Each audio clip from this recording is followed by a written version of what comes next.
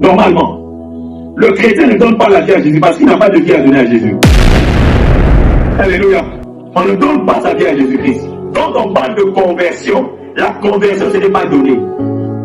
La conversion, c'est recevoir. Le changement d'état, quand tu quittes l'état païen pour devenir enfant de Dieu, tu n'as rien donné. Un païen n'a rien. Tu comprends ce message. Voilà pourquoi beaucoup qui pensent que parce qu'il a une parcelle, il a l'argent, il n'a pas le droit de venir à l'église. J'avais dit ça ici. Nous ne sommes pas pauvres, mais je suis à l'église parce que je sais qu'au-delà de tout ce que tu peux avoir, tu as besoin d'une chose que l'argent ne pourra pas te donner. Tu as besoin d'une chose que les fortunes ne te donneront pas. Tu as besoin d'une chose que même ta famille ne te donnera pas. Ces choses-là, seul ton Seigneur, ton Créateur, qui est capable de te le donner. Et ce Créateur, c'est Jésus-Christ de Nazareth. Alléluia. Même si tu échoues quelque part après, tu as besoin de Jésus. C'est pas parce que tu as raté que la vie est finie. Je vous le dis. Moi aussi j'avais échoué à certains examens. Mais je suis toujours là. Allez demander à tous ceux qui sont directeurs, ils vous diront qu'ils n'ont pas toujours eu des examens. Je ne dis pas que les examens sont mauvais, pas parce que tu n'as pas l'examen que tu vas échouer dans ta vie, non. Amen.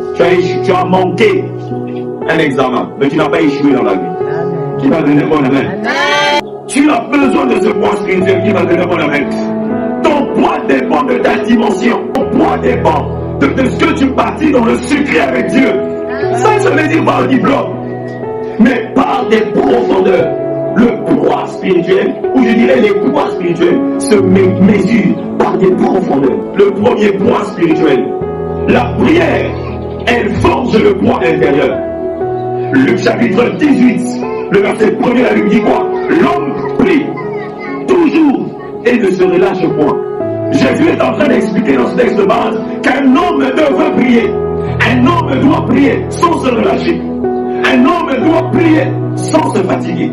Même lorsque la fatigue pourra te prendre, frère, laisse-toi et prie avance. Parce que la prière est l'un des poids spirituels que tu dois avoir. Quand tu as perdu ta vie de prière, tu n'as plus de poids spirituel. C'est dans la prière que ton esprit se fortifie.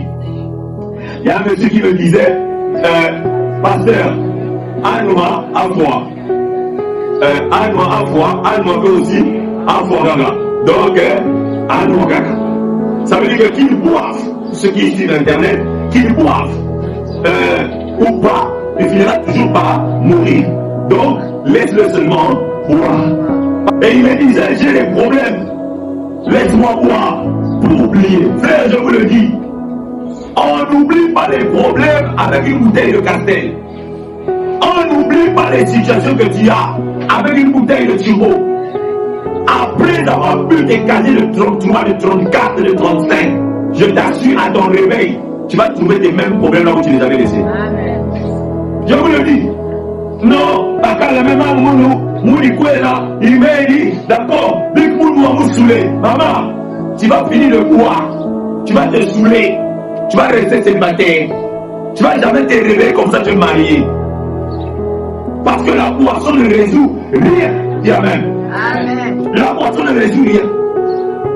Tu n'as pas besoin de te consoler avec les païens. Tu n'as pas besoin de te consoler dans les bars. Tu n'as pas besoin de te consoler dans les VIP. Mais tu as besoin de te consoler dans la présence de Dieu. Au travers de la prière, ton esprit qui avait été affecté à cause des circonstances, ton esprit se fortifie intérieurement. Ton esprit retrouve la force. Alléluia. Je vous avais dit dernièrement que le meilleur moment à être proche de Dieu, c'est lorsque tu pêches. Pourquoi? Parce que le péché affecte l'homme. Et lorsqu'il affecte l'homme, la mort, parce que la Bible dit, l'homme qui pêche, c'est celle qui mourra. Alléluia. Ça veut dire que le résultat du péché, il y a une mort qui t'attend. Mais l'ennemi ne t'a pas encore tué. Il veut que tu vives et que tu continues dans le péché. Parce que c'est la vie de péché qui apporte la mort, qui a dit Amen. Mais à cause de cela, Christ a apporté ce qu'on appelle la rédemption. La grâce à cause de la croix, c'est que à chaque fois ou toute fois que tu tomberas ou tu succomberas, que l'œuvre de la croix, que le sang de Christ te purifie. Voilà pourquoi, pour éviter que tu penses à l'œuvre de la croix, le diable te culpabilise. Beaucoup disent là lorsqu'ils pêchent, donc leur pensée c'est quoi? Ah, je suis le pire. Ah, je suis devenu païen. Ah, vraiment j'ai mal fait. Ah, vraiment c'est pas bien. Beaucoup même quittent les églises. Alléluia. Beaucoup se détachent de certaines personnes. Ils abandonnent même. Pourquoi? Parce que le diable veut les garder dans cette même pensée. Pourquoi? Pour les emmener jusqu'à la finalité. Et la finalité, c'est quoi? C'est la mort. Parce que le salaire du péché, on a dit le salaire, il n'y a pas de salaire sans travail. Il n'y a pas de salaire sans travail. Si on dit le salaire du péché c'est la mort, c'est que le diable a besoin pas que tu pêches, mais le diable a besoin que vous deveniez ses travailleurs. Je parle à quelqu'un. L'ennemi n'a pas besoin que tu pêches seulement. Il a besoin que tu deviennes son travailleur. Et tout cela commencera par quoi? Par le fait que tu acceptes un péché une fois. Je vous le dis, tout ce que tu acceptes une fois va se répéter deux fois. Va continuer. Voilà pourquoi lorsque une mauvaise action s'effectuerait, répondez-vous. N'attendez pas que la nuit arrive. N'attendez pas le lendemain. Répondez-vous. Tu n'as pas besoin que tu fasses un culte. Tu n'as pas besoin des offrandes. La plus grande offrande, c'est celle que Christ a donnée à la croix. Et à cause de l'œuvre de la croix, il y a la rédemption. Il y a la restauration. Il y a la repentance. Il y a le changement d'état d'esprit. À cause de l'œuvre de la croix, je dis à quelqu'un ce matin, tout est accompli. Je dis encore, tout est accompli. Alléluia. Fortifie-toi dans la prière. Même lorsque tu es faible, oui, je vous le dis. Parfois nous commettons des erreurs, oui, je te le dis. Tu as commis l'erreur, tu as échoué, tu es tombé, d'accord. Mais ton esprit commence à être faible. Il n'y a pas d'autre endroit où tu peux te fortifier si ce n'est dans la présence de ton Père. Fortifie-toi dans la maison du Seigneur. Demeure un homme et une femme de prière. Demeure là. Sans des critiques, sans des insultes, je vous le dis. Et là, au moment où tu t'envoies une soeur, aucune parole humaine ne peut contredire ce que Dieu a dit sur toi. Alléluia. Est-ce que vous savez une chose?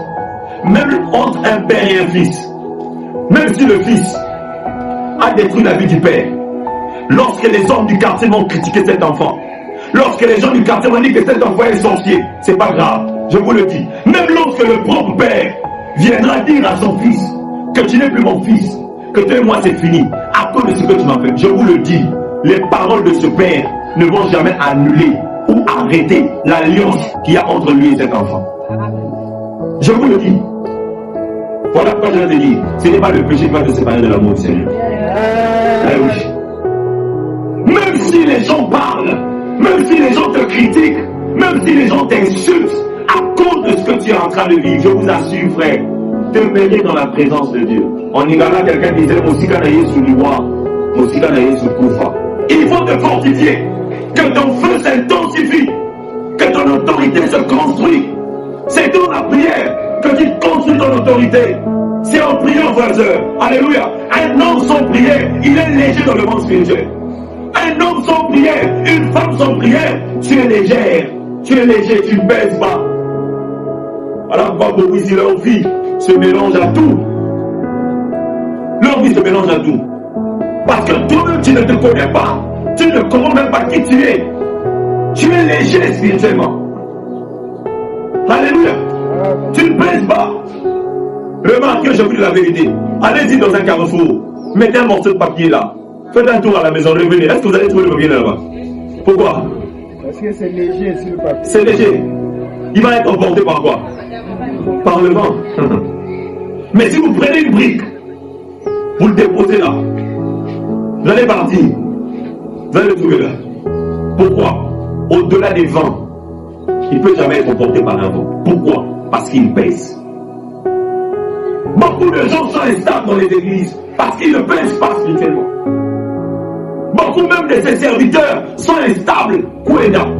Ils partent, ils reviennent, ils partent, ils sont instables, ils ne se connaissent pas. Aujourd'hui ils disent autre chose, demain ils disent autre chose parce qu'ils ne pèsent pas.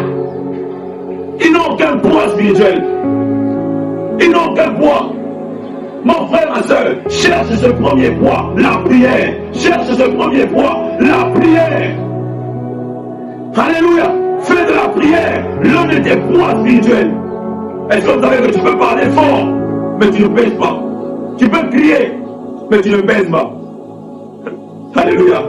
Chaque heure de prière ajoute encore de gloire, ajoute encore une coupe, ajoute encore une onction, ajoute une dimension invisible. Toute fois que tu seras en train de prier, frère, c'est une onction que tu ajoutes dans ta vie. Toute fois que tu seras en train de prier, c'est une gloire nouvelle que tu es en train de mettre. Toute fois que tu seras en train de prier, ta coupe est en train de jouir encore. Toute fois que tu seras en train de prier, ta coupe sera en train de déborder. Jésus de David dit, tu pointes ma tête et ma coupe déborde. Alléluia. La prière constante, c'est celle qui transforme la fragilité en force. Alléluia. L'appel de Dieu en autorité.